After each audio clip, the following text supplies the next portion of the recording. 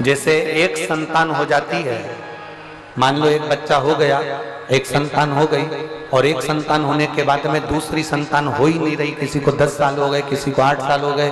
किसी को 5 साल हो गए, किसी को 6 साल हो गए, किसी को 9 साल हो गए, किसी को 12 साल हो गए, दूसरी संतान हो ही नहीं रही। आपने डॉक्टरों को भी दिखाया, इलाज भी करवाया, फिर भी संतान का सुख नहीं है। तो शिव महापुराण में बेलपत्र के वृक्ष का बड़ा सुंदर भाव कहा।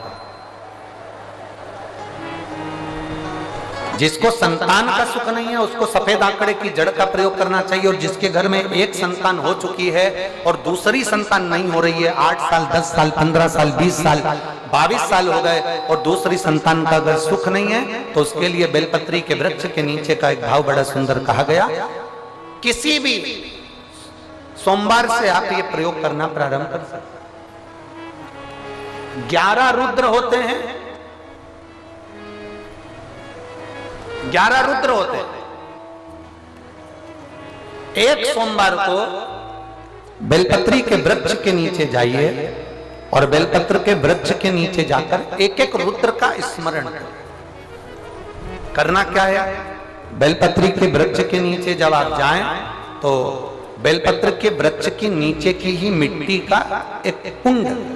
आप लोग क्या कह सकते हैं, यहाँ पर हम क्या बोले उसको, जैसे मिट्टी का एक कटोरी बनाते हैं ना, क्या बोलते हैं उसको, कुंडी बना देते हैं मिट्टी की। बेलपत्री के वृक्ष के नीचे की ही मिट्टी,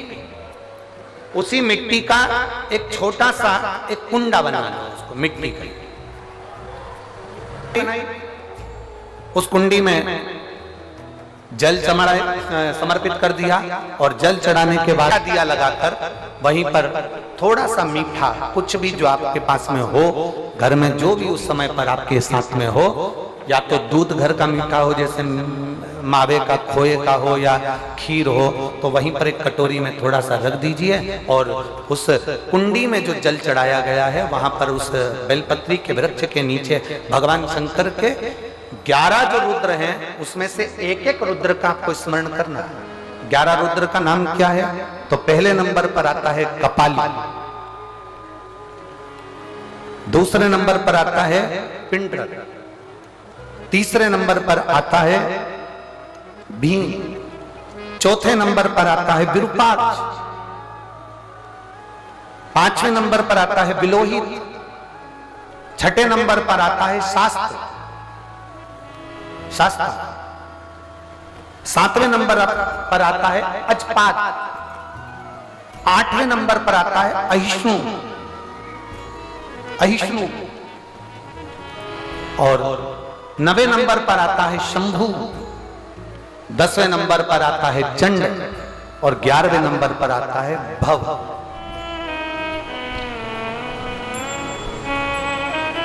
अगर अभी आप लोग नहीं लिख पाए हैं तो बाद में मोबाइल पर से कथा को पीछे खींचना,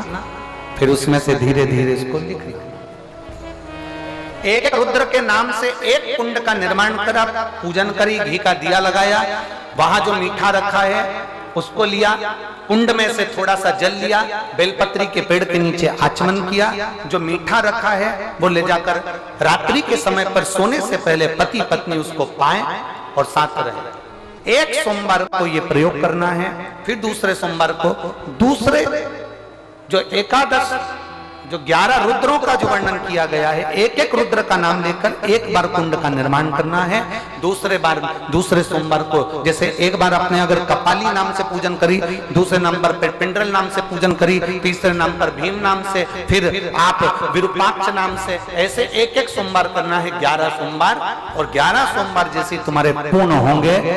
भले 10 साल हो गए हो चाहे 15 साल हो गए हो, गर्भ जरूर घेरेगा और संतान की प्राप्ति जरूर। किसी किसी के यहाँ पर 11 रुद्र भी पूरे नहीं हो पाते हैं और गर्भ ठहर जाता है।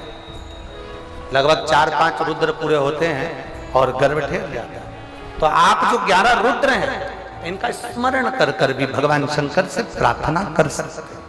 भगवान शिव से प्रार्थना कर सकते हैं।